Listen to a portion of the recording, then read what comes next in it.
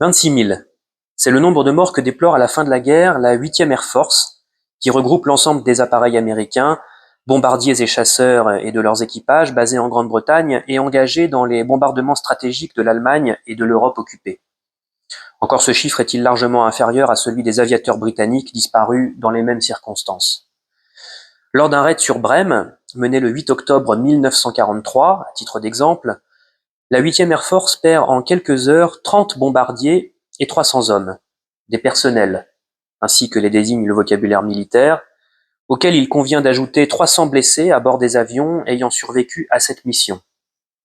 Le respect qu'inspire le sacrifice des aviateurs ne peut masquer le fait que les victimes de ce même raid, parmi les habitants de Brême, durent se compter en bien plus grand nombre encore. Cependant, lorsqu'un appareil est abattu par la chasse ou la DCA adverse,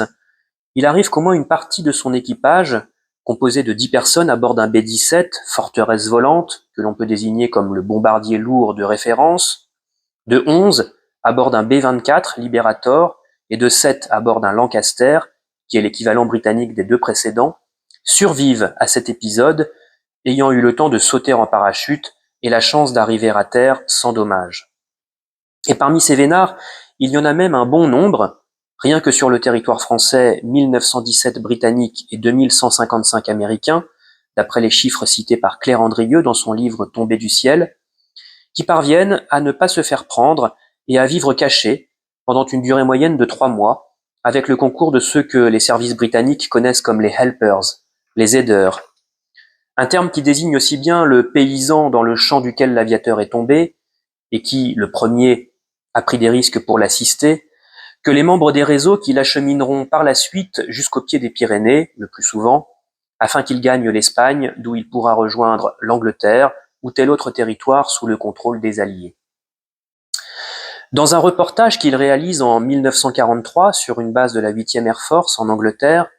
John Steinbeck observe qu'un certain groupe influent en Amérique a protesté contre les noms dont on affublait les avions et suggéré de leur substituer des noms de villes ou de rivières. Les noms qu'il cite, Mary Ruth, Bomb Boogie ou Volga Virgin,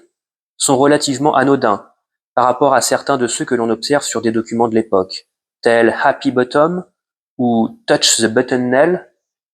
Volga Virgin me paraît d'ailleurs être la version édulcorée par la censure ou par Steinbeck lui-même du petit nom de Vicious Virgin, effectivement porté par une forteresse volante de la 8e Air Force. Parmi ces surnoms affectueux, donnés à des bombardiers promis pour la plupart à une fin effroyable, outre le caractère apocalyptique des tâches qu'ils exécutent,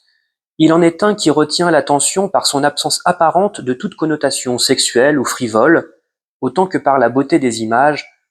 mer, montagne, désert, qu'il évoque. C'est celui de Los Angeles City Limits, donné à une forteresse volante du 381e Bomb Group de la 8e Air Force. Livrée à Cheyenne, dans le Wyoming, le 27 janvier 1944, elle rejoint l'Angleterre le 25 mars de la même année, après quoi, si l'on en croit le site de l'American Air Museum in Britain, elle se serait acquittée de 72 missions, quand beaucoup d'équipages n'atteignaient pas le seuil de 25 missions qu'ils étaient tenus d'accomplir, se payant même le luxe de rentrer aux États-Unis en juin 1945 pour y être vendus à la casse 6 mois plus tard. Même en tenant compte du fait que la forteresse Los Angeles City Limits est déployée à un moment de la guerre où les bombardiers sont désormais accompagnés dans leur raid au-dessus de l'Allemagne par un chasseur à long rayon d'action très performant, le P-51 Mustang, on peut dire qu'il s'agit d'un avion chanceux et presque d'un miraculé. Mais le plus étrange dans cette histoire, c'est qu'à en juger par un paragraphe d'un livre intitulé Passeurs, fugitifs et espions, et dans le même livre par une photographie parfaitement lisible de l'appareil concerné, il volait à la même époque un autre bombardier, celui-là du type B-24 Liberator, portant le même surnom et appartenant de surcroît à un escadron commandé par James Stewart, à ma connaissance la seule star de cinéma à avoir jamais atteint le grade de général dans l'US Air Force. Toujours d'après le livre de Claude Benet,